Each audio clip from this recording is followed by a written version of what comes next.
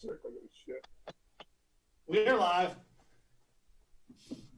Okay, based on the assumption that we are in fact live, let's call this meeting to order. And let's like to welcome everybody, the board, the staff, and those of you who are taking your chances watching at home.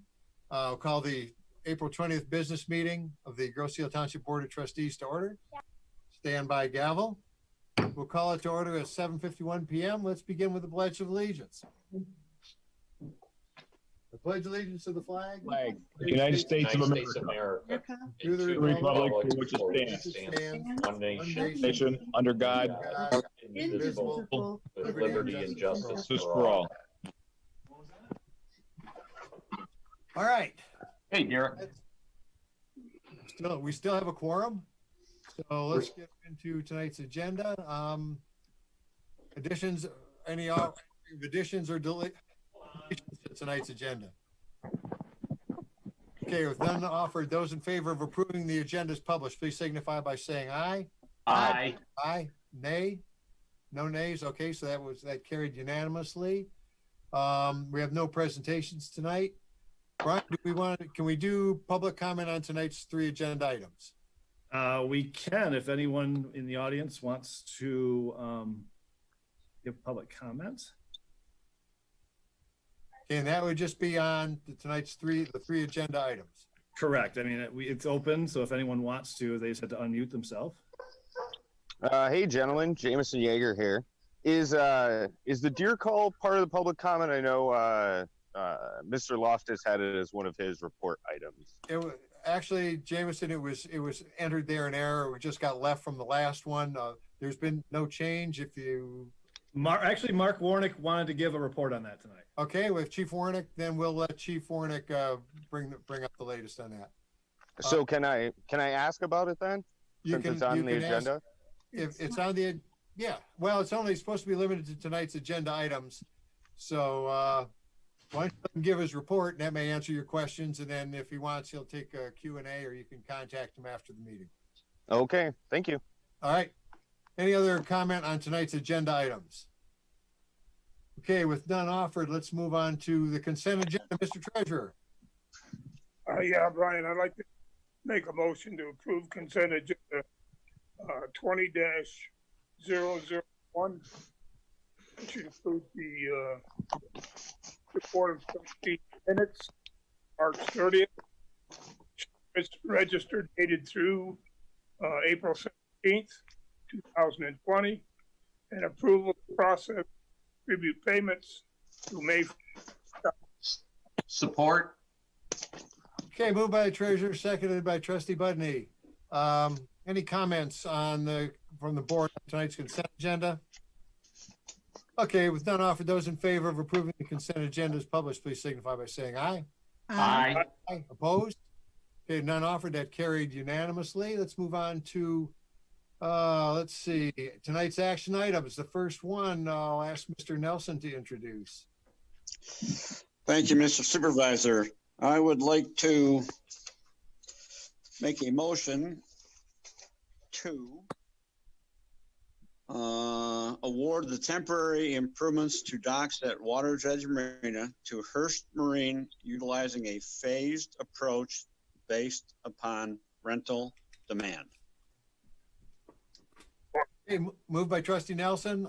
Supervisor will support. And Kim was not going to be able to give the presentation tonight, so we'll count on Jim and I guess my conversations with Kim. Well, you want me to read the history and purpose? Yeah, you can go ahead and read it into the record. Okay. The docks at Water's Edge Marina are scheduled to be built up due to the high water levels. This project of building up the docks will allow patrons to safely access their boats and without trudging through high water. The proposed bid encompasses a full makeover project. Since the preparation of this bid documents through CE reigns, the state has been hit with a pandemic COVID-19 virus. To justify this project, certain phases will be set in place with financial observation and the guidance from the finance director, the township manager, and the township treasurer to ensure monies spent are based upon demand of service at the marina.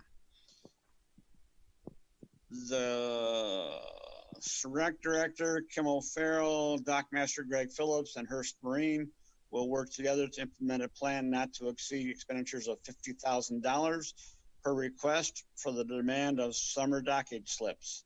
The goal of this project is to utilize revenue intake to supply a safe environment to our customers.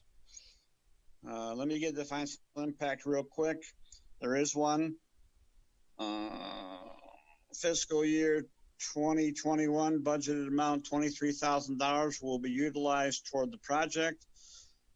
The additional funds for phase one will be captured from the rec department prior year carryover amount of $27,000 for a total of $50,000. Yeah, this obviously we were looking at with the high water last year. We lost a lot of use of the docks, and the slip tenants justifiably complained. So, like a Ford Yacht Club, they're going to raise the docks because we're expecting high or higher water this year. Of course, now when we normally would be getting revenue and people be renting slips and getting their leases done for the summer, we can't use our boats. So, but we will be using them at some point. We want to have as much of the marina ready as possible. Kim told me she has a number of people already signing up for slips. So taking the phased approach, she's going to do, I think she's going to start with Pier 2 and raise that, get those slips rented out.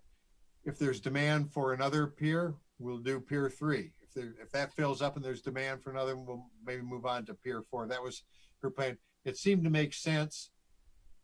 All of us need to keep in mind that at some point we're going to be out from under this, and we need to be prepared to hit the ground running at that point. It's continuity of operations. We need to be able to get back on our feet just as soon as possible and keep those services coming to the residents. So I thought it was the right approach. I wish we didn't have to do it that way, but I'm sure Bridget can knock these out pretty quickly. And, if there's demand for another one, she'll get them done in time for people to get some use of their boats. I don't want all our tenants moving across to Humbug because they're putting some money into their place too. So let's keep our tenants. Yeah. And that's, again, we've had numerous conversations on this. I think it's the best we can do under the circumstances. Other comments? Mr. Budny. Thanks, Brian. A couple of questions. One for Jim. Was this discussed by the commission and forwarded? Were the bids discussed with the commission? No. Okay, good. That cuts out a whole bunch of questions there. What I understand what's going on, and we all, I think, agree that it has to be done. REC has 50,000 and talks about the 50,000 for phase one. And if I understand this correctly, it's going to be done in increments of 50,000. Correct. When they need the next 50,000, where's it coming from? REC again. REC's going to pay for the whole thing? Well, yep. She's saved money through being very astute. Okay, no, that's fine. So all the money's coming from REC. Tentatively right now, yes. Okay, and if it changes, it'll come back to us. If they have to go out, and what I was wondering, are they going to have to borrow money? And if so, will it come back to the board? Hopefully not, but I can't guarantee that. All right, and if they do, it'll come back to the board? Correct. Oh yeah. Okay, that's all I have. Thank you. Dale can other comments on the Marina project? Dale might be able to help with some answers too, Brian. The whole idea of the phased approach is we hope to have enough tenants, but not knowing what's going to happen with the ban and voting, we want to go into this in increments and steps. So we don't want to jump in too deep. Yeah, that makes a lot of sense. And at one time for the entire project, we were looking at, I think our preliminary budget was $170,000. That included completely replacing some of the other piers. that we know we're not going to do right now. So these are just temporarily raising the docks. I believe it's if we were to do the second phase, I think the second phase is actually going to be less than 50, but that much rec can handle. Anything above that, they would definitely need a loan. And I won't lie, we don't know exactly when this is when our revenue is going to start firing up again. So that's why we want to go slow. No, it's fine. Dale? Madam Clerk. Oh, thank you, Mr. Supervisor.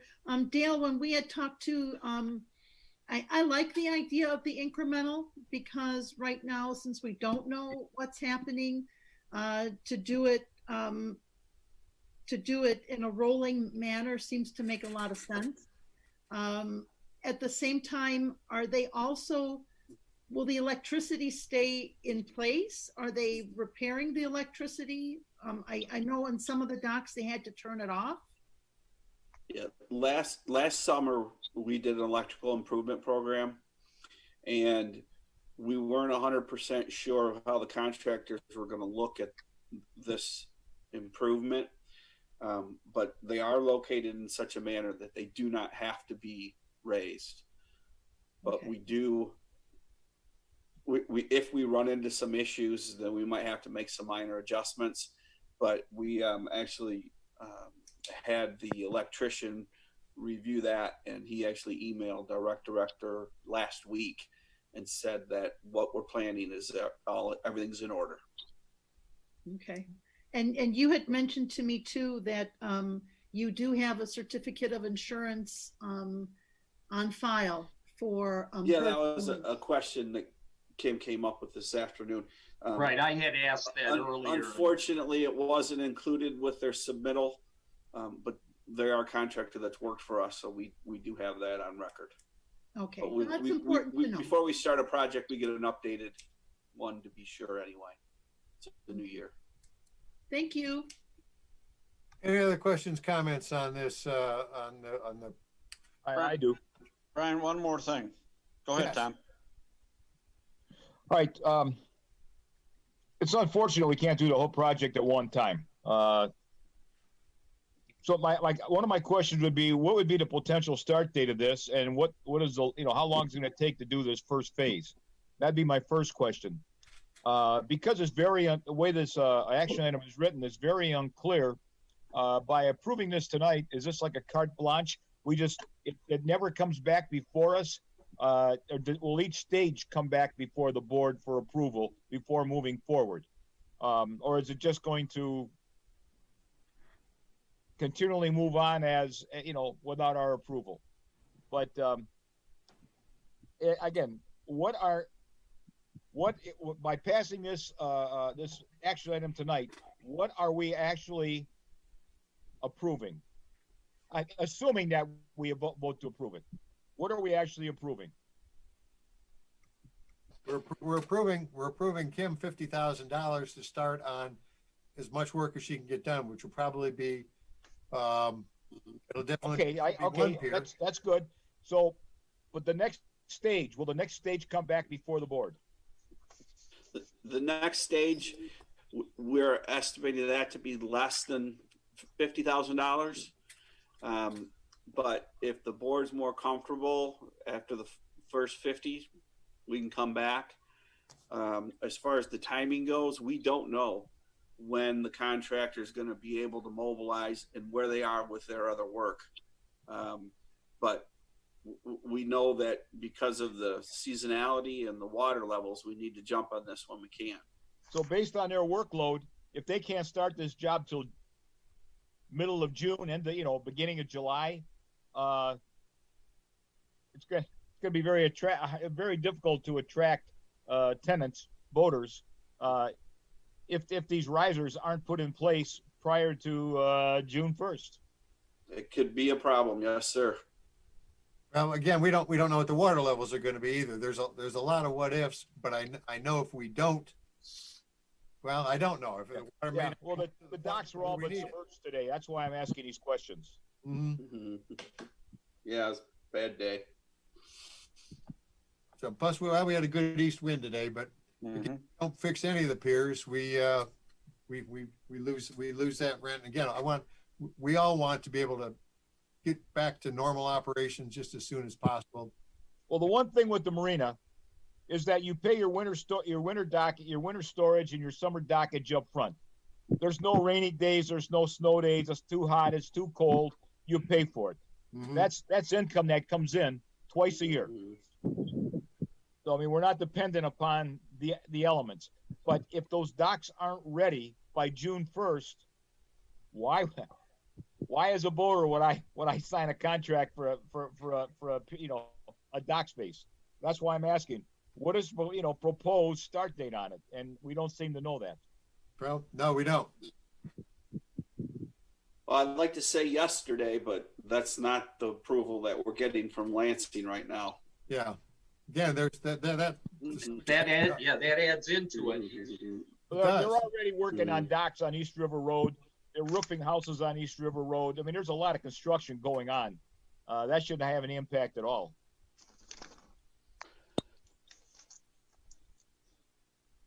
Well, again, there's answers that we don't have at the moment, and it's for us as a governing entity to give a nod to. Well, how deep do I want to dig this? The emergency order is set to expire May 1st. That's going to be a trip point to decide where we're allowed to go, where we can go. Hopefully, a lot of these restrictions will be lifted, and we'll be able to get some work done. Well, to a boat owner, if the job started today, what is the projected length of time it's going to take to get that pier up and running, without any delays based on water levels? You must have some idea how long it's going to take to do the job. Well, I'm not doing it, so I'm not going to offer anything. But Mr. Nelson, I know if we don't authorize this, it isn't going to start. It's going to take forever. I'm aware of I that. can't- I'm just asking reasonable questions. No. I don't know what their the construction schedule is. I would assume probably a couple weeks per pier. Related to the other question about the amount, if we do 2 phases of dock repair, it wouldn't exceed, or the elevation, it wouldn't exceed $100,000. And if you want to put a cap on this, that would be acceptable, because I know we don't need to do the electrical work like we were originally thinking we had to. And we know we're not going to do the complete removal and replacement of the, I believe it was Pier 4 this year. And that's just because of budget. We don't even want to dip our toe in that water. I just think it makes sense to start with one pier, work our way through. If we keep with what ifs, with Tom's what ifs, we'll never get started on the project at all. It's not a what if, it's when is the start date? How long will it take? Because you've got a boater, you're trying to attract a tenant for that slip. And if you can't give him a date that he's going to put his boat in that well, why would he sign a contract with you? Again, much of that is out of our hands. He can't put the boat until the governor says he can. It doesn't matter if our piers are ready or not. That's out of our hands. And May 1st, when we see what the legislature does to let her extend or rates her in, we don't know. We could have it done by then, but we'll still not be allowed to launch boats. Right. Not that it makes any sense, but that's what we're dealing with. So I would like to see the project get started. Brian, I'd like to add one thing if I can. That's Carl Bletcher, yes. Thank you. The one thing that we do know is that the township has 107.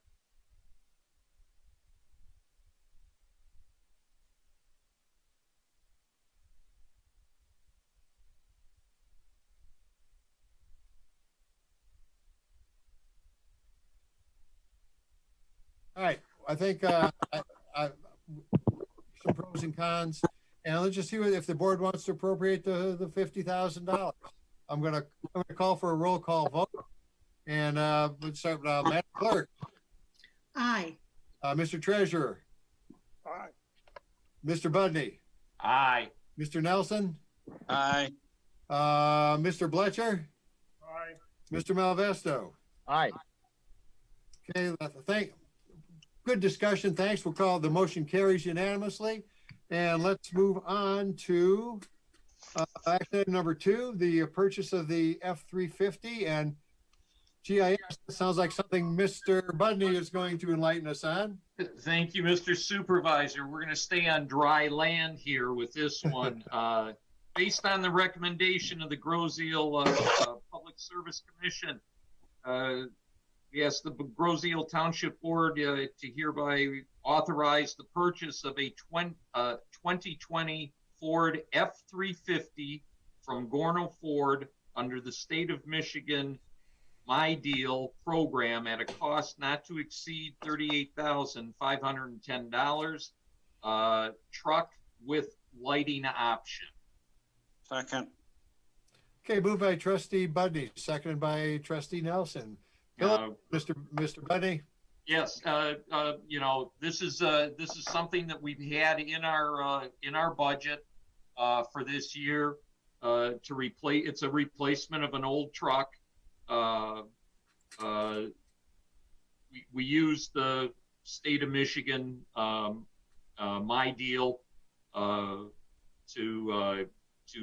get it, so we wouldn't have to go out for bid. Everybody had the quote was attached with this. We went to the bigger truck for a number of reasons. One being that it will allow us to tow the brush mower that we are going to get later this year. The price does not include a plow for the truck. The DPS department will be soliciting from various vendors for the plow separate from this. So this is just the truck and the lighting options to replace a current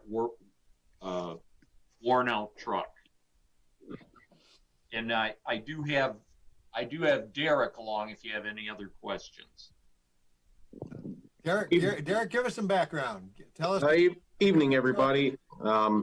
Jim covered it very well. As he had mentioned, this was in our budget for this fiscal year, so we wanted to start out early with the order with the whole COVID thing. My understanding is they're already 2 months behind on orders, so we want to get it in sooner than later. The truck's going to be made in, I believe, Kentucky, and we're probably about three months out at least. That doesn't include the 2-month delay, so we want to try to have this truck in place for at least next plowing season. And then also if we have the brush mower that we're able to procure for the summertime, if we can get this truck in to be able to pull that around, that would be the benefit of getting the order in sooner than later. Jim did a nice job in mentioning that the purchase is being made for the My Deal program, essentially for the benefit of the residents. It's a state contract, so basically the state of Michigan goes out to bid for a variety of different items, trucks, equipment, supplies, and all municipalities in the state of Michigan that participate with the state can then buy things off of their state bid contract. So basically you're leveraging the state's purchasing power for our benefit in negotiating the best prices we can for the things that we purchase that we can get under the My Deal program. Gorno Ford does have a contract with the state under My Deal for this specific vehicle. So they're an approved vendor under that contract pricing. So that's the recommendation, to go with them, our local dealer and the one that has a contract for this truck. Okay. Other comments, questions, either for Mr. Dale or Mr. Budny? You know, I just got one comment, Brian. I was going to suggest that we approve this for purchase tonight, but hold off the actual purchase till we kind of see where all this is going to settle out. But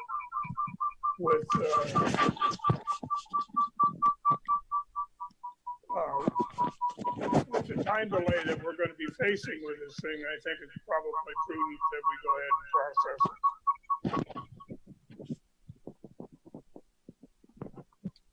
Did you hear that? It's like the We're Twilight. we're hearing plenty.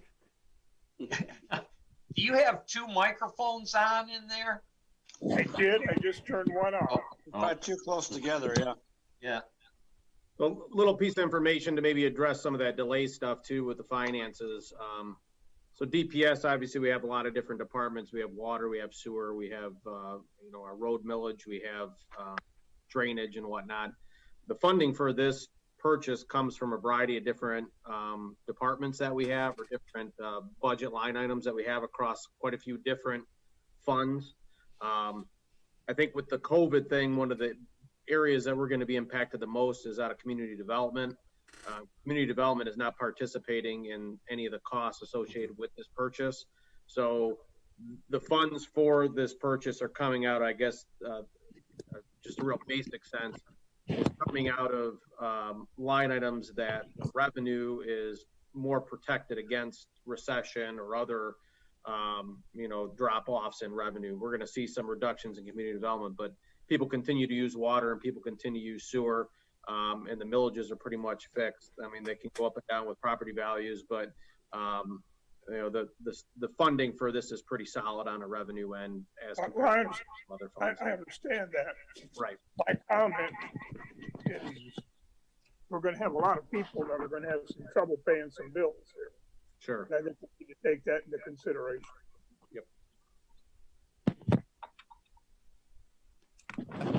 I don't see, I see you mentioned several funds, and most of which would have some impact, some use, some validity in the purchase of this truck. I don't think the building department would be one of them. So the fact that they're not taking in any revenue, they're not getting any advantage of the F-350 either.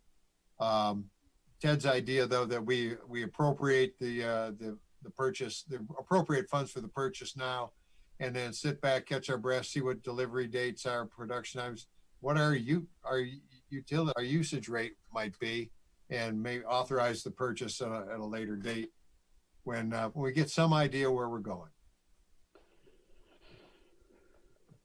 So, other comments? I just managed to say that without a reverb, so. Derek? Yes. Is there any real impact on you, whether the truck is ordered today or 6 months from now? I mean, it's the truck that you have, is it on its last legs? It's the axles are falling, the wheels are falling off it. In other words, would a delay in ordering have an impact on your departments? The truck that you're referring to, it can, I mean, it's not going to fall apart tomorrow. I think what the benefit to ordering it now is, we're already behind 2 months. The plant's already behind 2 months. I mean, in order to have this thing for the fall, a guarantee to have it for the fall, so we have it for the plowing season, it'd be prudent to order it now.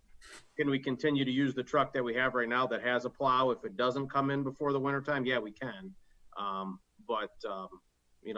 If you guys want to wait on this, it's not going to put us in any kind of compromised position. So. And once you place your order, a month down the road, 2 months down the road, you decide to cancel that order. Can you do that? I mean, if we're placing the order, we generally put a deposit with it. I think you probably forfeit that deposit. I know that Gorno has had items that people have ordered in the past that they ended up putting back on the lot and ended up selling it to other communities. But you would forfeit, I would assume, your deposit that you're going to place on the unit. So. I believe that is correct. And sometimes just because of finances, it's cheaper to forego that deposit than it is to pay for the truck. But yeah, we'd probably lose our deposit if we walked away from the deal. Well, we've had a pretty good long relationship with Gorno. I would hope they would take that into account if our circumstances precluded going through with it. You don't want to stick to holding a deposit and lose a customer. Maybe. Oh, yeah, and you're absolutely right, Brian. That could play out, but just in the normal scheme of things, you'd lose your deposit. That's what the deposit is for. Right. There's also something worth mentioning. I don't off the top of my head. There is one other thing worth mentioning. The quote that was attached in the packet had a reference to a price increase coming in March. That price increase has been delayed as a result of the COVID issue for 2 months. So there would be, if we did delay on the order, there would be a price increase for the new 2020 year price changes. So take that into consideration for whatever it might be worth. Very good. Good. Well, that is good to know. All right. Any other discussion? Madam Clerk, or Uta? Yeah, so I guess just to wrap it up, Derek, if obviously you and the commission are putting this forward because even if we order the truck this week or we approve it today, you order it in the next week, you still probably won't have it till the fall. And you're looking at it as being something you will need for next fall, next winter, because also by then the old truck may no longer be serviceable. And you're looking for something that can also then function with a plow and to do mowing as well, right? So you and the commission obviously had a reason for putting this forward now as opposed to waiting. I know you're very prudent and budget conscious. And I think mentioning the fact that the price might go up is a factor in this as well. I think Bryan asked you a good question is, will this create a problem for you if we don't go forward with this purchase now for your department?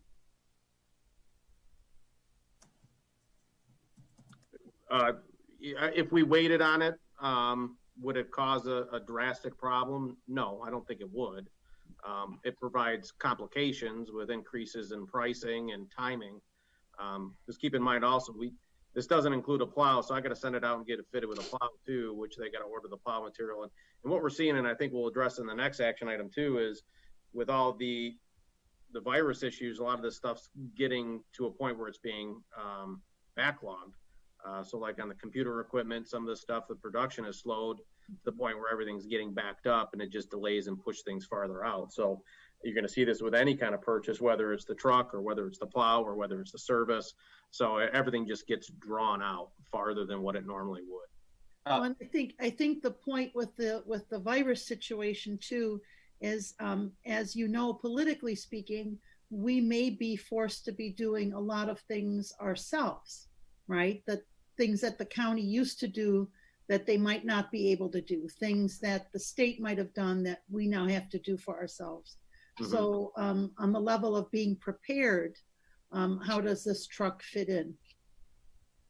Well, I mean, you'd be more self-sustainable as a department. Most definitely. Anytime we look at a purchase, we're going to look to make sure that the vehicle provides a variety of different purposes. So this one will push snow in our facilities and also on an emergency basis on our roads, to your point about being prepared in case, we don't have a service level that the county can provide. Also, in this vehicle here, we've spec'd it out a certain way so that it can be multitasked to pull up another piece of equipment that we have in the budget, the roadside mower. We didn't want to tie up a dump truck with hauling around the roadside mower that we're planning on purchasing. This vehicle allows us to do that. So, it serves a lot of different purposes to be prepared and to be able to provide a service in case we're the ones left holding the bag and having to take care of things on our own. So. If I just to add to that, the thought process is, the old truck isn't ready to fall apart, but that's part of the reason why we're going forward with wanting to purchase it now, so we're not at that point where it is falling apart or is not reliable and we don't have anything. So just another reason to do it now. Yeah, and Derek, I'm not opposed to this new truck. All right. Part of the reason I asked a question about the existing truck is, let's just say the new truck comes, we approve this. Your new truck comes in sometime late in the fall, and then there were issues as far as Wayne County road services. The current truck is still functionable. It will allow you to do some additional let's just say snow plowing. Mhm. I mean, you're not going to dump that, the day that you get the new truck. You can literally keep it around for a while. It would still be serviceable for you. Should we get into a bind, I'll use snow removal as an example. Yeah, you could, but we start running into problems with personnel. I mean, we got a pretty small department, and Okay, I can have 10 trucks, but I only got 3 guys, so it makes it hard for me to, put warm bodies in vehicles. So, but to your point, yeah, I mean, if we did have a breakdown of one of our pieces of equipment, having that backup vehicle would be a good thing, because that does happen. There's a lot of wear and tear on vehicles when you're pushing plows around and hitting, drainage structures and everything else, and to have that redundancy is a benefit. All right. Yep. I'm not opposed to this. I'm just trying to get the big picture, so to speak. So Sure. Okay, well, any other comments? Let's move this on then. Those in favor of approving, based on the recommendation of the Grosse Ile DPS Commission, Grosse Ile Township Board hereby authorizes the purchase. I'm looking at the wrong, I'm still got ahead of myself. Let's get back to the truck. Authorizes the purchase of a 2020 Ford F-350 from Gorno Ford under the state of Michigan My Deal program at a cost not to exceed $38,510. Truck with the lighting option. That is the motion, and it's been seconded. Those in favor signify by saying aye. Aye. Aye. Aye. Opposed? Okay, with none opposed, that motion carries unanimously. Now we can move on to the next, Mr. Budny. Thank you, sir. Again, based upon a recommendation by the Grosse Ile Public Service Commission, the Grosse Ile Township Board hereby authorize the purchase of a computer system hardware to assist in the development of an asset management system for Grosse Ile wastewater operations at a cost not to exceed $8,917. Second. Thank you. Moved by Trustee Nelson, moved by Trustee Budny, seconded by Trustee Nelson. This is part of the state of Michigan mandate to all of us, but the Grosse Ile specifically to put together an asset management program for the wastewater operations. Part of this plan is to utilize the global information system to map, categorize, and assess existing township sewer infrastructure. This hardware is necessary to host the GIS network. The department consulted with our engineers, GIS software providers, and the township's IT provider, which is Cygnus, about the attached hardware package that we want to purchase here. This hardware will allow us to perform the tasks mentioned and allow the employees to start training. This has been budgeted in our 2021 fiscal budget, and as I say, the engineers, Cygnus and GIS have all been talked to make sure we're purchasing the right material. Derek, do you have anything to add to that? You covered it very well.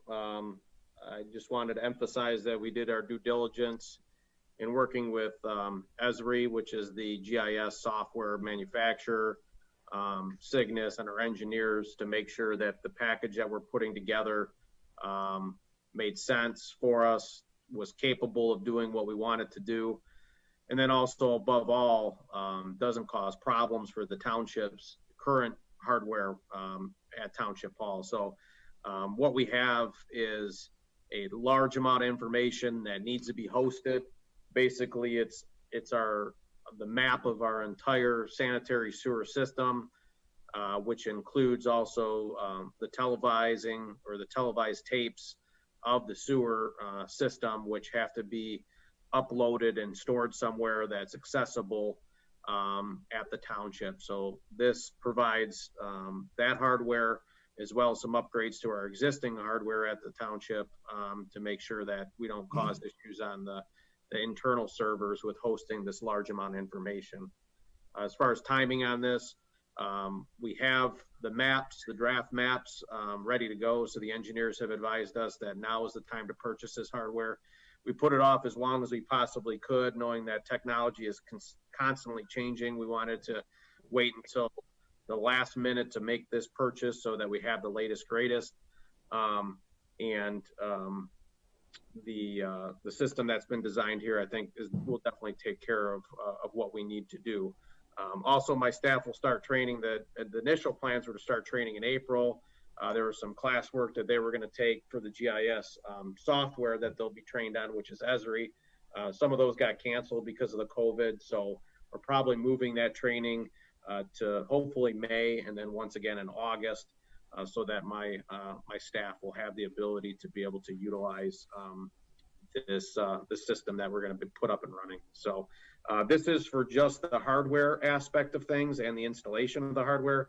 There will be a second item that will come before the board and the commission that handles the actual purchase of the license for the GIS software, which is Esri, and you guys will see that come before you probably within the next month or so. After this hardware has been installed, then we'll install that software. Derek, how much is that software expected to cost? So it depends upon how many licenses you buy and the type of license that you buy. I'd expect it to be right around the main base license is like $2,500, and then there's a couple of remote licenses that you can get that are about $500 a piece. So depending upon how many we purchase, it looks like it'll probably be right around $5,000. So ballpark. We have 15,000 in the budget for this fiscal year for this. So we expect with the purchase of this hardware and the software and the training, we should be below that $15,000 line item for the fiscal year. Is that likely to be an annual renewal license? Yes, it is. Yep. It'll be an ongoing expense that will incur moving forward. But I think as Jim had mentioned, this is a state mandate to do this asset management program, and this is kind of the main cog in that mapping of the system, putting the information down and having access to it. So what put you and the commission over the top to pick this particular system? What was the feature here that you guys liked better than the others that you looked at? For the hardware or the software? Well, for both, actually. Okay. I mean, the hardware is driven by the software, right? Yes. You choose the software, and then you get the hardware that can support it. Yeah, so the software is used by like 99.5% of everybody that's running GIS. So okay. Esri is kind of the industry standard. They run everything. As far as the hardware package, it was driven based upon what the server's capabilities are at Township Hall, and also, like you mentioned, what the software demands. I do have some experience with Esri. I went through the same training the guys are going to be going through in my previous job.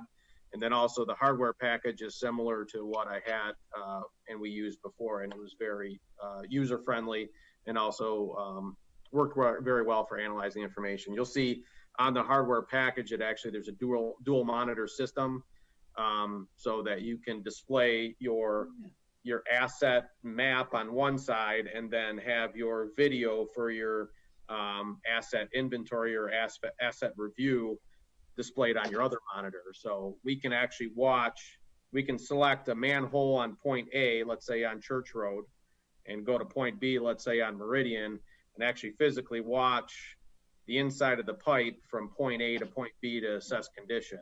It's pretty neat.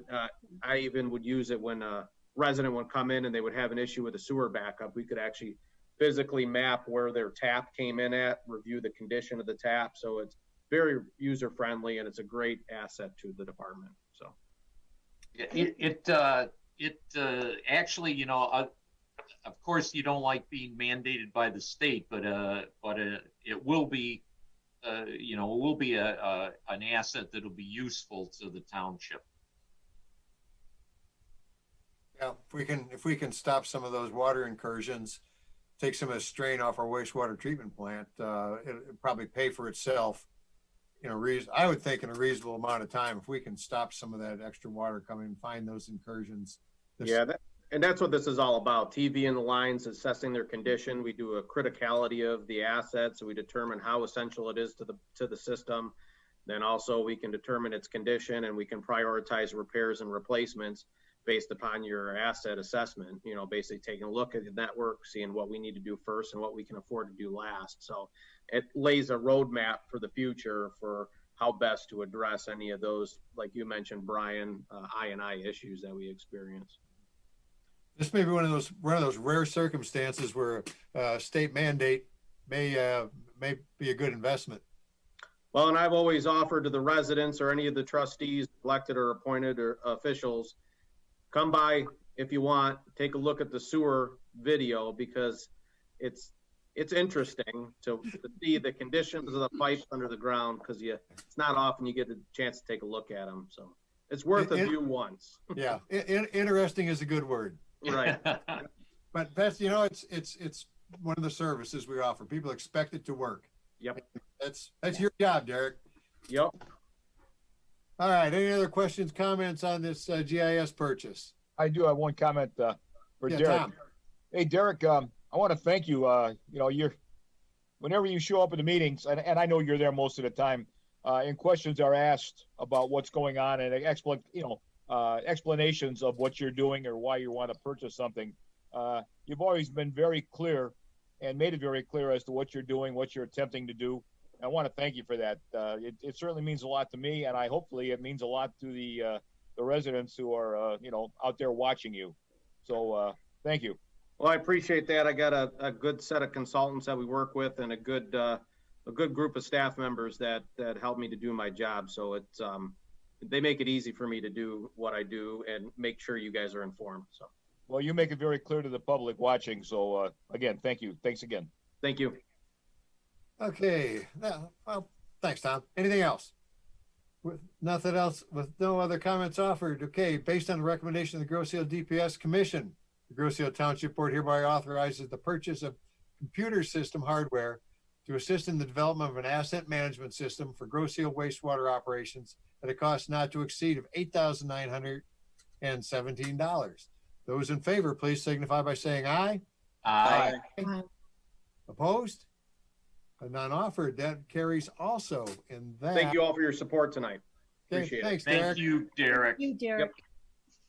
Yep. Okay, so with tonight's action items done, and I'm working my laptop with my right hand and my left hand to work the agenda. Multitasking. Let's move on to the clerk's report. Yay. Just like every other meeting. All right, not much today. There's a big deadline looming tomorrow. The partisan candidate deadline for township offices is tomorrow at 4 p.m. If you are planning to run for one of the township seats, make sure you get a hold of Bryan Friel well before 4 o'clock tomorrow. I know that there is a litigation ongoing about the deadline for some other offices, but we were informed this afternoon that township offices, the deadline remains April 21st at 4 p.m. Looking ahead to August, we're looking at potentially having an all absentee voting election. It depends on how well we do in the state at flattening the curve, so to speak. Township cities that are running a May election are doing their elections in May as mail-in elections. Brian and the staff and I are planning for that. We're training. We're getting ready for the case that we might have to send out absentee applications and ballots to the entire voting list of Grosse Ile, in which case we would also have to reconfigure how we do the counting of all those absent voter ballots. And again, do that in a situation where our poll inspectors can practice safe distancing and not run any undue risks while they're doing that. I'm very sorry to report that we did lose one of our poll inspectors to COVID earlier this year. We will be celebrating him in one of our newsletters soon. As you know, Grosse Ile has a relatively small number of confirmed cases, but we've already had 2 fatalities. And those are people who played a big part in our community, and they are and will be missed. But that said, we're going to work hard to make sure that anyone who comes out to vote in August and anyone who volunteers to help count ballots, we will do everything we can to make sure that everything is safe and nobody runs an undue risk of coming in contact with this insidious virus. Bryan and I were going to talk a little bit today about how that process works, because we know there is now controversy about mail-in elections, but we'll do that at more explicitly at another time.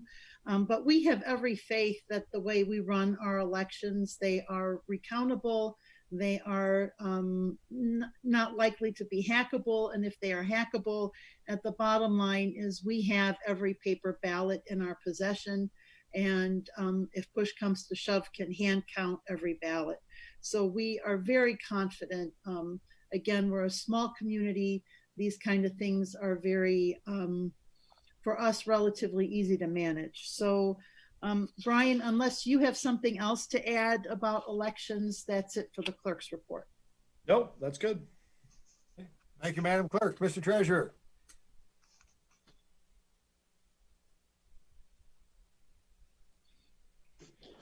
Is he still there? Yeah, He's muted. he's just muted.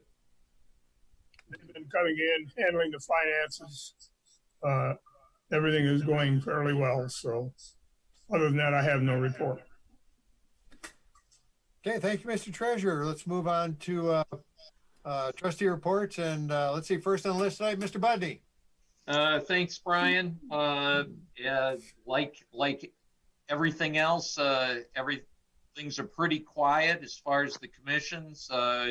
DPS did have their meeting via video conference earlier this month.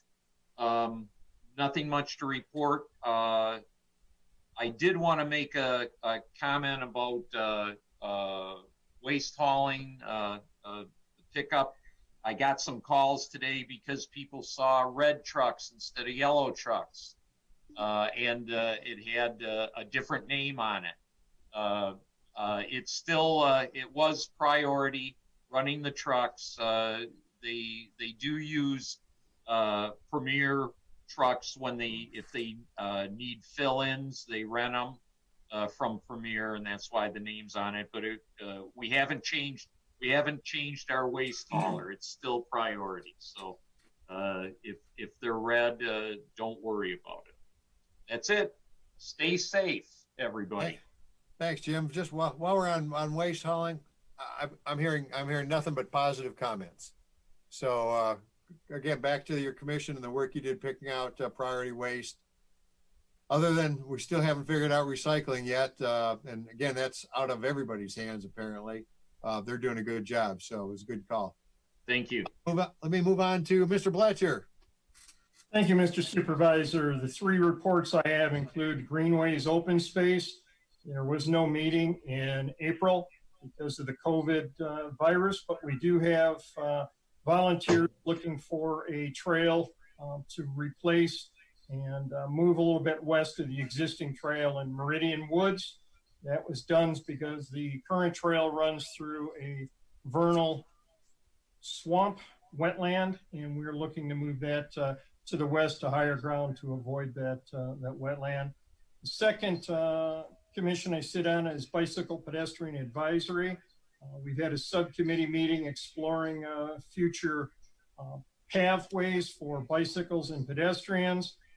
We do not anticipate either of those projects to go forward until we know how the budget sorts out and how the COVID affects our grants and how it affects state funding as well as federal grants. So planning, but nothing that's going to move forward and incur any tax dollars. Regarding the police department, we're again the safest city to live in Michigan, according to the National Council for Home Safety and Security. That is the second rating agency that has found us to be the safest city in Michigan in the last 6 weeks. And kudos and thanks to all of the men and women that work for the Grosse-Ile Police Department. And as far as the monthly report, our officers drove over 13,000 miles, had 4 operating while intoxicated, 25 other citations, 78 verbal warnings, 8 misdemeanor arrests, and 36 security notices. But again, thanks to all the fine men and women in public safety, fire and police for coming in and doing a terrific job. That concludes my report. Hey, thank you, Mr. Blanchard. Let's move to Mr. Malvesto.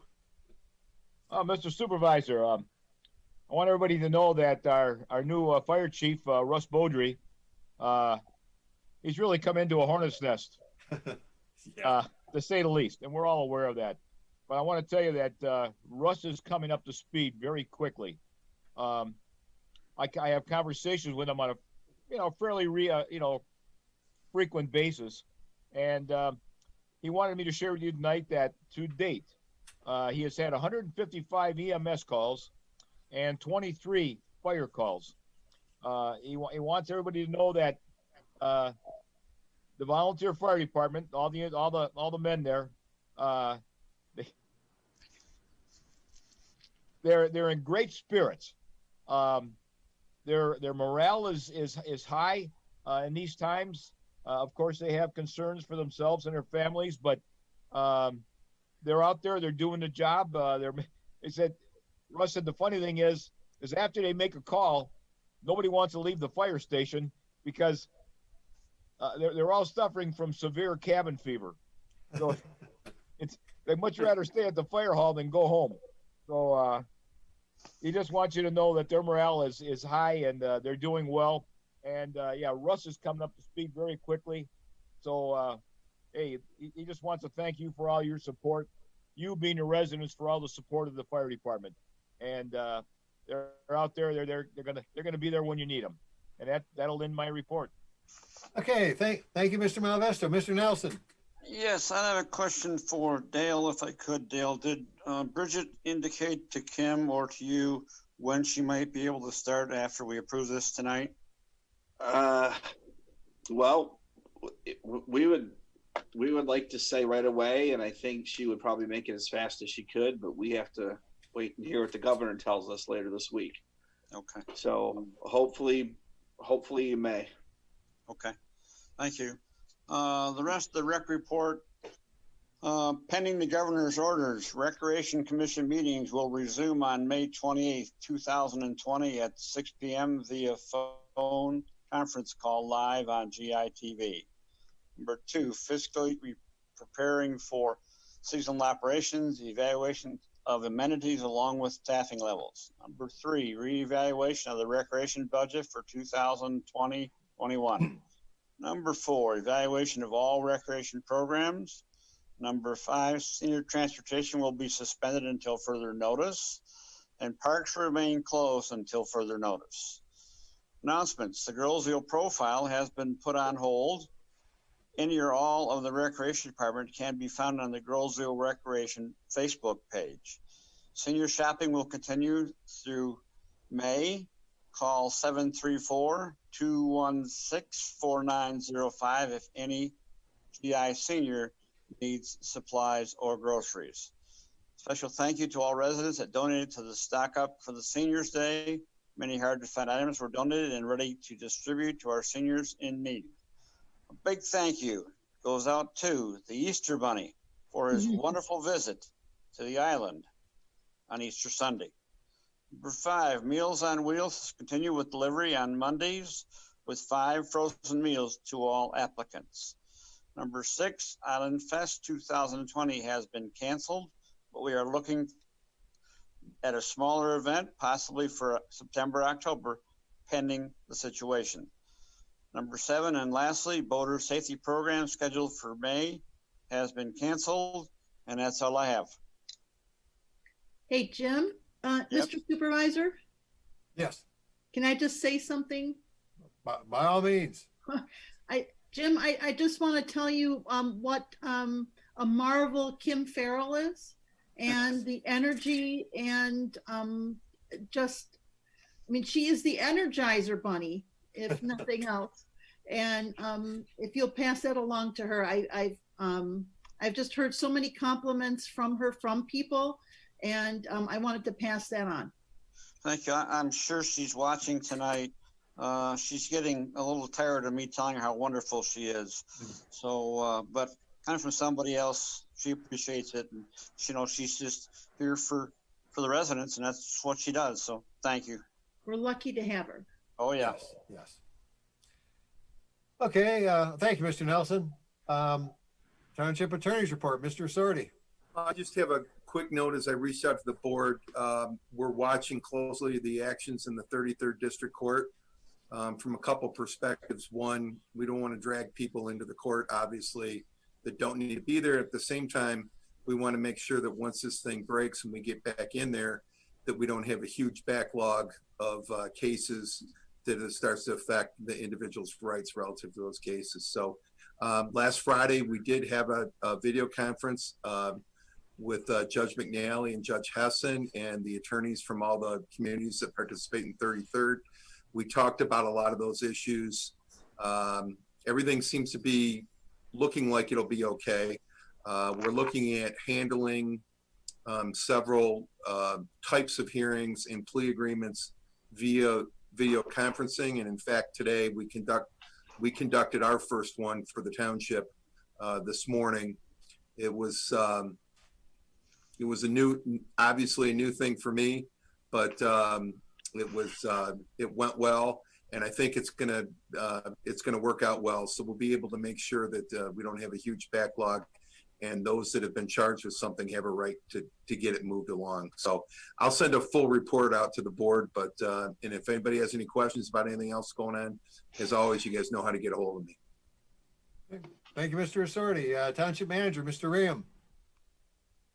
Thank you, Mr. Supervisor. A few brief items to report to the board and the community. I spent some time on some Zoom meetings with other downriver managers, and I'd like to share that we're all pretty much doing the same things. We're limiting our contact with staff in going into the office, the way we're dealing with our cashier, the mail. We're all just doing what we have to do to keep business going and keeping everything separated. Obviously, larger communities with a lot larger staff have different challenges than what we have, but we're all doing the same thing, canceling festivals, not committing to paying all those registration fees for things that you don't know will or will not come. Obviously, we all expect something, and we're already talking what's it going to look like in the future, and we don't know. When will we be able to go to a baseball game?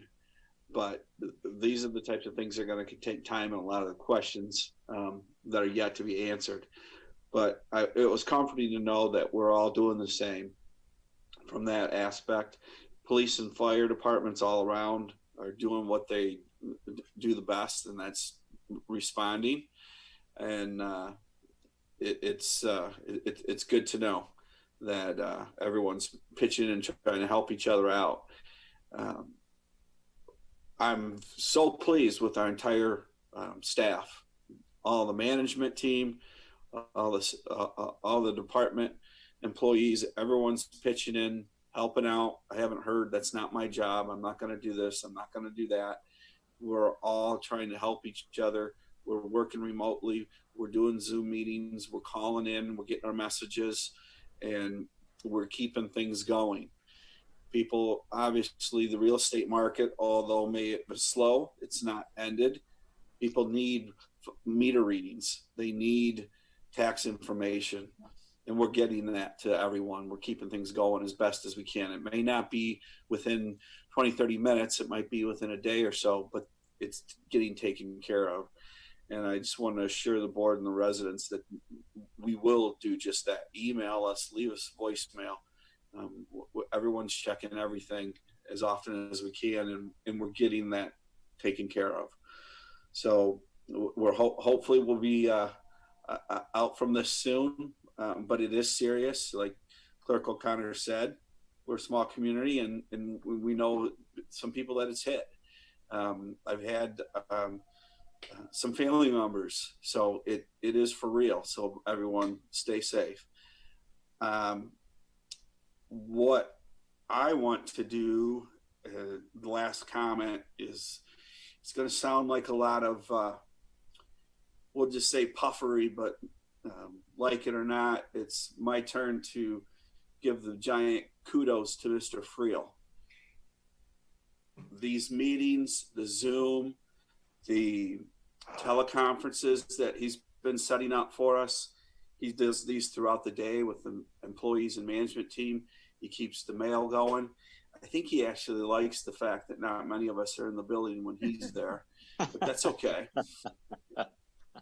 He's getting the IT is not his responsibility, but when he's there and something hiccups and he's doing all this stuff remote, he's on it. He's keeping that.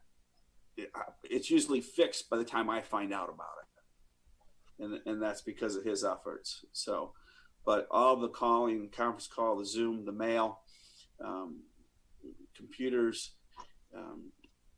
Mr. Friel, thank you very much. And from the community's perspective, you're helping us do all of what we are doing. So I appreciate that.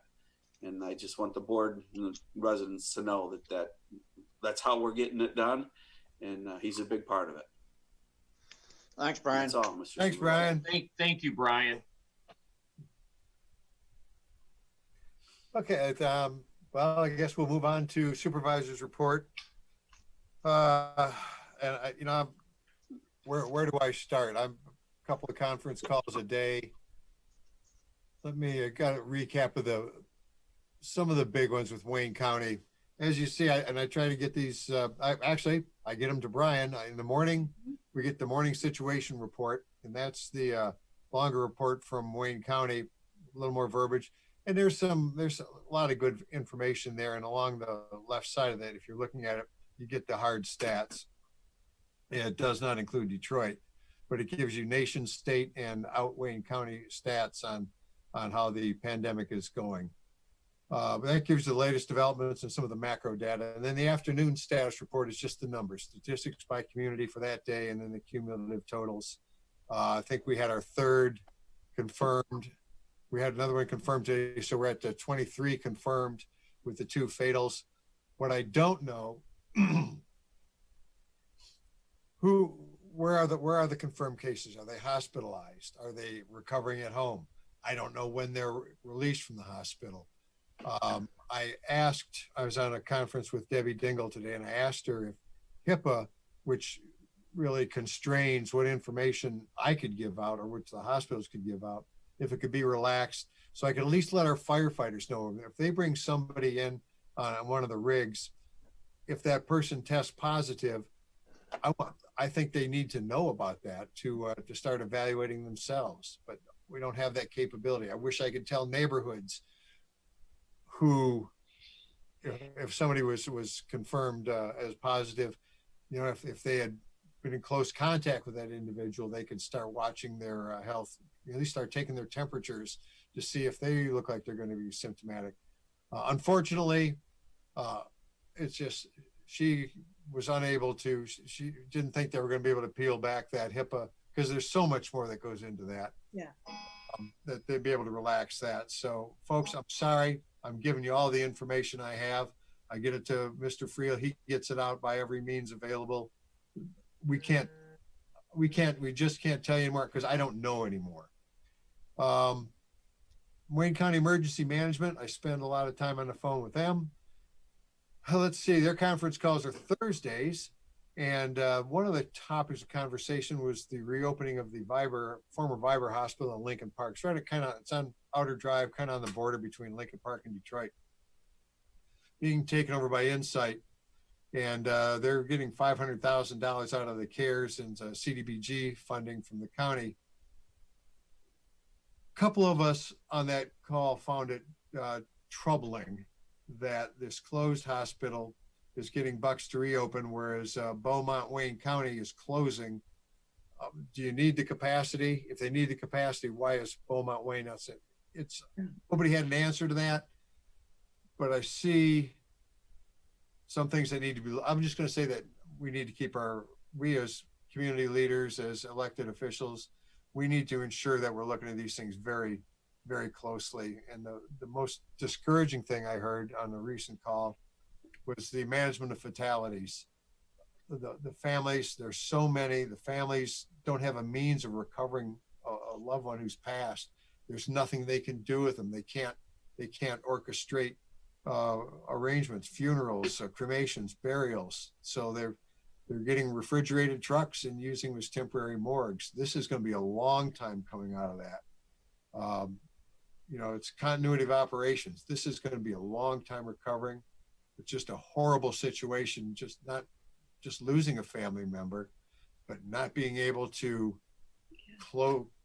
provide the closure that a memorial, that a burial provides. It's going to be, have one lingering in a refrigerated truck, but we just don't have answers for that.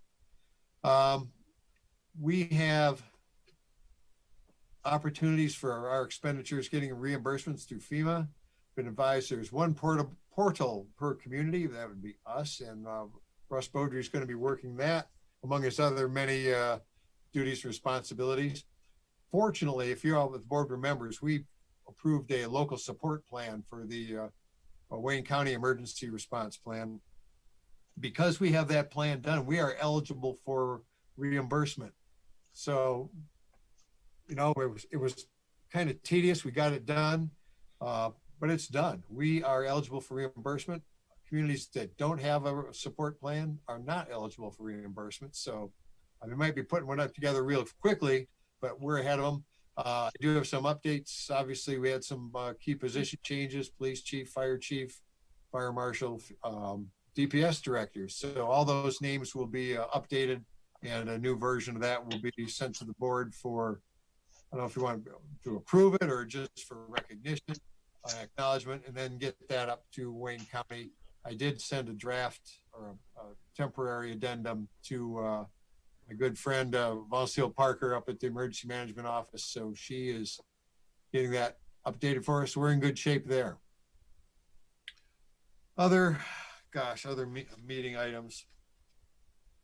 It goes on and on. Khalil Rahal from Wayne County looking at ways of getting loans to people for businesses. All these opportunities, hopefully that we can, so that again, continuity of operations. Can we restore these businesses? Can our residents get back to work? We just don't know. We just don't know. More from Debbie Dingle this morning. Test sites for the COVIS. They're opening at a CVS in Dearborn, at the former Sam's. It is still the Sam's Club, I guess, over in Southgate, I believe it is. Next to the old Wayne County is warehousing a lot of their equipment. These still, though, are going to be restricted to, you're going to have to be pre-approved. You're going to have to be symptomatic. Your doctor is going to have to give you their authorization that you qualify. Right now, that's the situation. You're going to have to qualify for testing. And then some will be doing, one is supposed to be able to do up to 750 tests a day, the site in Dearborn. That's a lot of tests. And hopefully, at some point, that might migrate down into a regular civilian community. Although I'm curious as to, you get tested, you test positive, but you're not symptomatic. Is it a false positive? You definitely should start watching your health a little more closely if that proves to be the case. But then you go asymptomatic for 2 weeks? Do you get retested? Do you have the antibodies?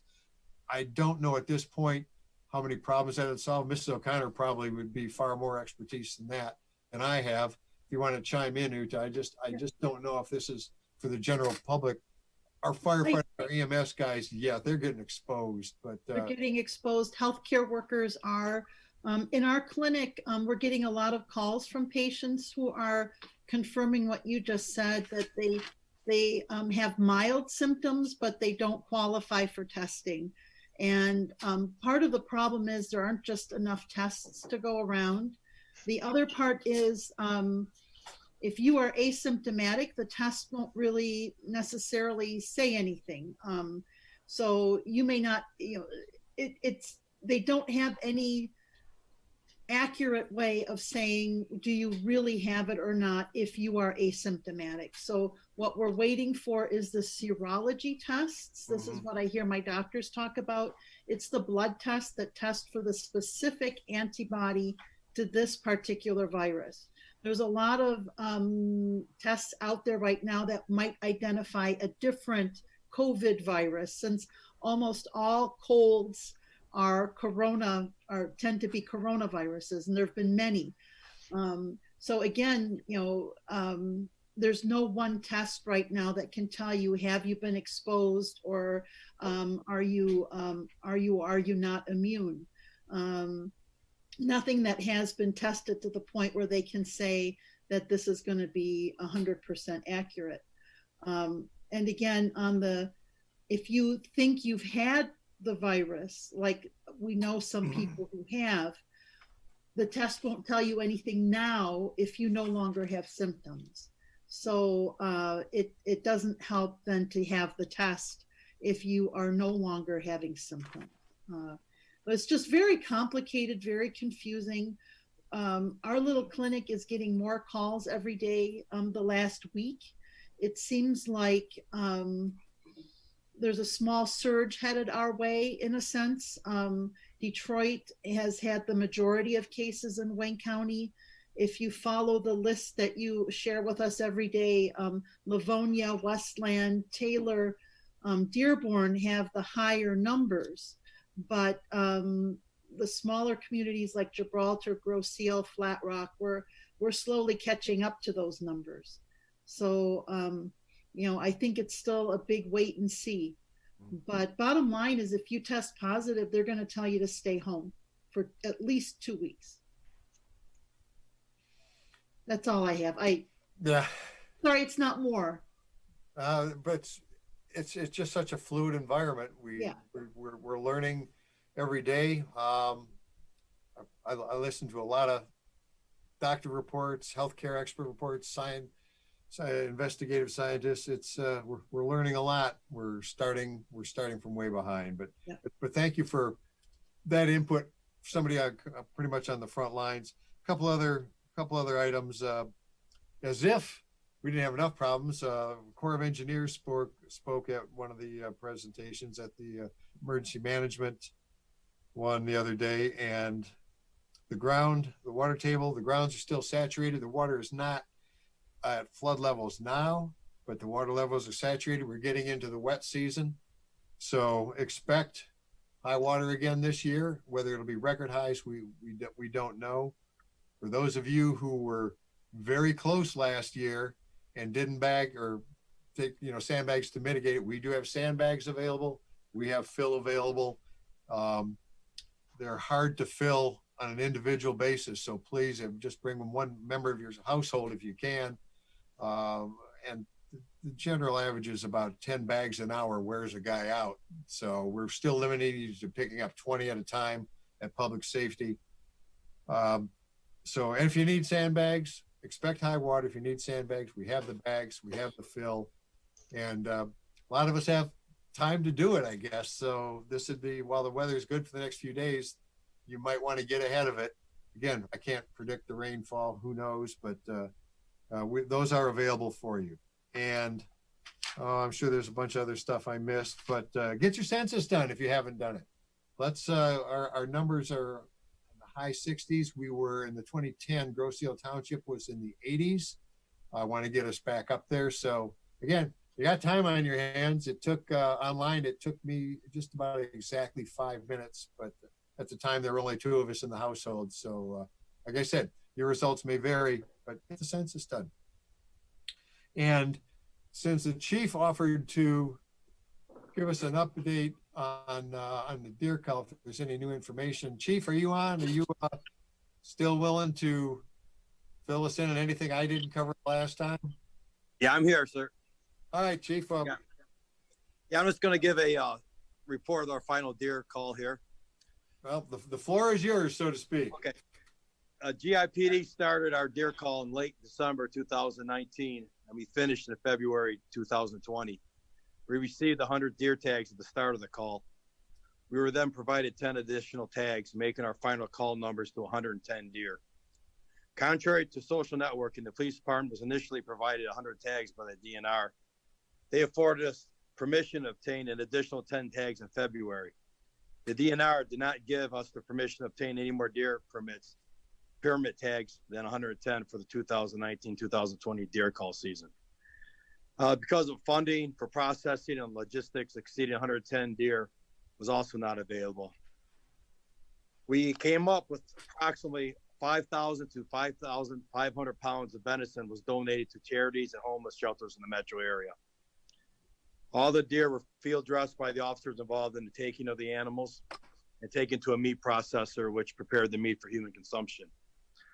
I'd like to thank Nate Mokel, he's from Darling International, who assisted us 4 times and disposed of the deer entrails at no cost to the police department. That's one messy job, and I really appreciate that.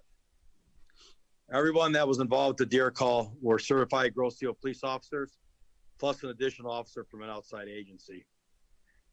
At the end of 2019, we had 4 more deer accidents than we had at the end of 2018, so that's not too bad.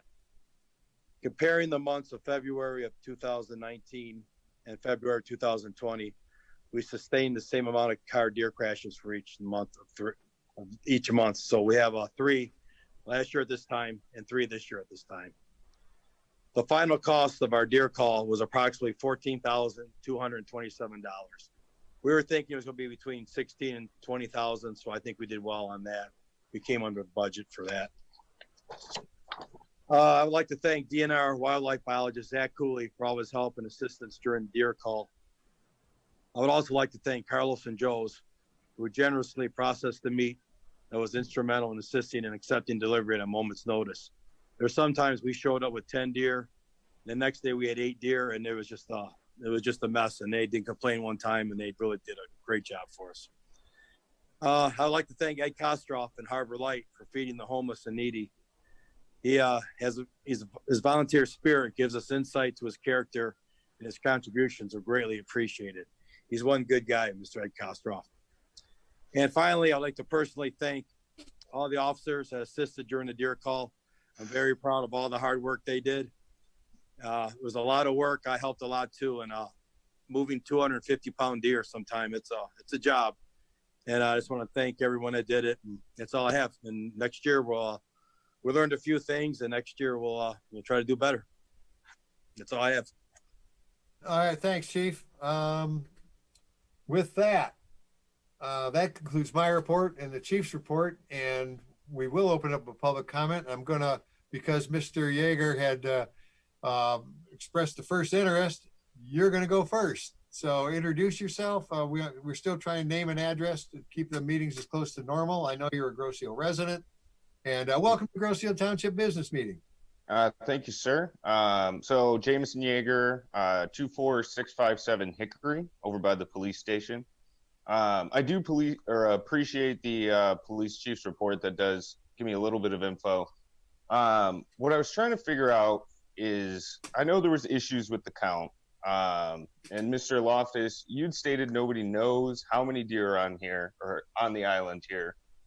But Mr. Bletcher at a meeting I was at had stated there was over 500. That was in September, and 372 in December. So those numbers don't really jive with the nobody knows how many are here on the island. So if we called 110 and we had 500 times the DNR's 1.6 algorithm, now we have over 600. if we had 372 and called 110 times the 1.6, we still have over 500. So what's the township's plans to get the numbers back to the DNR sustainable figures? And why wasn't there a successful count? Thank you. Okay, we normally, since remains a hot topic for reasons that some people want it to be a hot topic, first, why did we have a count? We have to have, there's 3 criteria that I'm aware of. Dale, you can back me up on this. We have to have snow on the ground. We have to have no leaves on the trees. And we have to have no hunting season going on. So that really limits the window of opportunity for our count. And this winter, it just didn't meet the criteria. We had very little, as you remember, we had very little snow this past winter. We just didn't get the opportunity to get a helicopter. 2 of the state police helicopters were down. They didn't want to commit the other one. We were going to have to get a private provider here on the island. We just didn't get a count. Without a count, they're not going to give us unlimited permits. Now, I don't know where the 1.6 reproduction number came from, because my research with the DNR had one article had 1.2 to 1.3, and the one official said the general average was 1.2. So send me where you got the 1.6 number from. But again, it all depends on where you start from. We don't know because we didn't do a count. We'll get a count at our first opportunity within the rest of the criteria. I don't know where Mr. Bletcher came up with his number. I don't know where the 500 number is coming from. I know we have a lot of deer. I don't know if we have enough that the DNR would justify giving us unlimited permits. They didn't give us unlimited permits this year. So that's everything I know about the deer cull at this point going forward. We're going, if the chief intends to carry it on next year, if the board keeps authorizing it, it'll keep happening. So I hope that answers your questions. I'd like to know, and you can get a hold of me, where the 1 point number came from. I'll dig it back up. I appreciate it. I found it on in a DNR article, but I'll kick it over to you. Thanks. Yeah, please do that. Thanks. Other public comment. And I hope Brian, Brian's actually the host of this, so the comment other than I went up to Mr. Yeager. Brian's going to be funneling the residents. So basically, we have 5 other residents that are in this meeting. So if Mr. Flavin would you like to comment? Yes, please. Okay. This is Kevin Flavin. Flavin, sorry. On Park Lane. Back to the deer call. The thing that I don't understand, and again, our neighbors talk up at our end of the island. And my question is, I just find it puzzling. The neighbors are asking this question too. We counted 22 to 25 deer walking through our yards, and while we were counting, and what we're trying to figure out is if there were 375 deer at the end of 2019, which is the last time we had a count, and we missed the call program in 19, that means we would probably have 600 deer if you use the 1.6 number. I've seen the 1.2, 1.3, 1.6. So in that range, and if you subtract the deer that were culled this year, that still leaves 480 deer. And if we go with let's just use the 1.6 for instance, if we go with that, we still have over 750 deer on the island walking through people's backyards, which is not the worst case. It's when they're in the backyards and across the street and people hit them. And my neighbor across the street, he was flying a plane and the plane hit a deer, destroyed the plane, and he's very lucky that he was not killed too. I just think there has to be a better case for how this is managed and what the plan is going forward. If we are planning for the winter snow season, we should really be planning on how we're going to protect ourselves from the deer. And somebody is going to eventually be killed with that amount of deer on our 10 square mile island. So the numbers just don't work, Mr. Supervisor. Thank you. Okay, let's everybody pick a number. I've said again and again, we don't know how many. Your estimate is 700. I'm not throwing an estimate. I don't know where the 375 number came from because we didn't do a count at the end of 19. Did we do it, Dale? We did one in the beginning of 19. Did we not? Be early 19, I think. I have to go back. I don't remember, but it was early that year. It was done. So last time. Right now we're doing what we're approved to do by the DNR. Mr. Supervisor, I think yes. Numbers, we should know the numbers. The numbers are, we do have numbers, and we should have an accurate count. This just is not good leadership. So I would appreciate more information. Thank you. All right. When I get more, I'm telling you everything I know. And if I know more, I'll tell you more. All right. Dale, go ahead. Supervisor, we had, we knew there was some snow coming. We were trying to get the DNR scheduled with the pilot. And by the time the DNR folks got approval from everyone they needed to, the snow was gone. And we started that approval process in about a month out just to get the ball rolling. And that's when we learned that the state of Michigan's down to one copter and they weren't going to do it this year. So we scurried to make arrangements with another pilot, and it just never timed out after that. But we really do need a count. We all agree with that, and we'll know.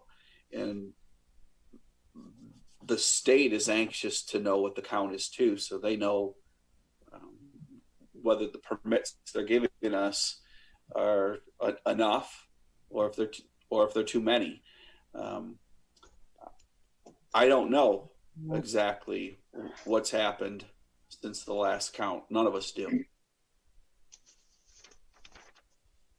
Okay. Something crossed my mind, but yeah, that's again, we will pursue this. And it's a little. I know it's disturbing, Mr. Flavin, to say 25 deer. Are people feeding deer in your neighborhood? And that's because that is a misdemeanor. And I've tried to convince people not to do it, but we haven't sent enforcement in. That might change some of the vectors where the deer are heading. I don't know. So, Brian, who's next? Mr. Karmazin. Mr. Karmazin. Oh, okay. Yeah, Greg Karmazin, resident of Macomb County, taxpayer of 21228 Easter Road. Wanted to follow up on the comments about the numbers on the deer count. I think just to maybe shed some light on where some of these numbers are coming from. I also attended the police commission meeting in July and August of last year where the deer cull was discussed, and there was a fact sheet that was provided by the township staff apparently to the police commission, and the fact sheet actually states that the DNR did an estimate in 2008 where they had done an aerial survey and found 375 deer, and then it was the DNR estimate that there were 600 after spring birthing. So apparently this number, the 1.6 factor, comes from the DNR. They were using it to estimate the population on the island. The thing I find troubling about where we are today, though, is that when I looked at this township fact sheet, it also says that DNR has made it clear to the township for years that the recommended sustainable level of deer for the island is about 8 to 12 deer per square mile. And right now, if we have close to 600 deer, we're around 57 deer per square mile. And that would take into account the entire island, which we know, it's developed with the airport and a number of facilities. So it's not really area that would sustain deer life. So the real number of square miles that would, sustain a deer herd is smaller than the total number of miles on the island. But if you use that number, we're probably 5 times the recommended level of the DNR, what they're seeing is sustainable. And, I've been watching what's been going on for years. And I will say that, my experience, my family's owned the property on East River for 58 years, and we have never, ever had the level of damage with deer that we're experiencing now. It's in the thousands of dollars. It's got to the point where we can't even plant anything. It's just impossible to deal with them. And it's not just private property, it's also township open space.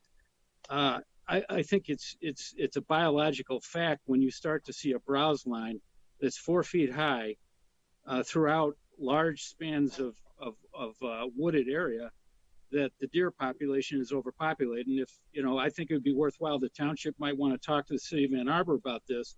They had a biologist that was brought in Ann Arbor to study the damage that was being done, and they found it was very substantial. So it's not just a matter of whether someone likes deer or not. It's also a matter of properly supporting an ecosystem. And of course, we all feel that the ecosystem and the open space on Grosse Seal is important. And I would just, encourage the township to be more proactive with the DNR, to get them out, to get maybe a biologist out, study the problem, and to come up with next year a way to get this cull to the point where we have a sustainable level of deer on the island, because I think it's far too high at this time. Okay, well, again, we will be managing, and I can say everything else asked and answered. We will have a count. We will have a call. Other comments from the public, Mr. Friel. The only other 2 residents we have, Mr. Barron and Mr. Drecke, do not have their video enabled, so I can't ask them to participate. Okay, them's the rules. Okay, all right. Anything else from the board? Again, the deer thing I appreciate, but right now, I think most of this board is focused on keeping residents alive. We have a big problem and a small problem. And right now, the big problem is the coronavirus and the health and safety of our residents, the health and safety of our firefighters and our police officers and those who can't stay indoors. So let's get that behind us, and then we can move on to the other day-to-day operations. But want to thank everyone for listening in tonight. I will entertain a motion to adjourn. So moved. Second. Trustee Budny, and who seconded? Nelson. Okay, those in favor of adjourning, please signify by saying aye. Aye. Opposed. 9:29 p.m. Mr. Friel, thank you so much for setting this up. Hopefully someday soon we'll all be in the same room together. But other than that, we're learning stuff. Thanks for those of you listening at home. Mr. Yeager, thanks for joining us. Good night now. Bye-bye. Good night. Bye. Night.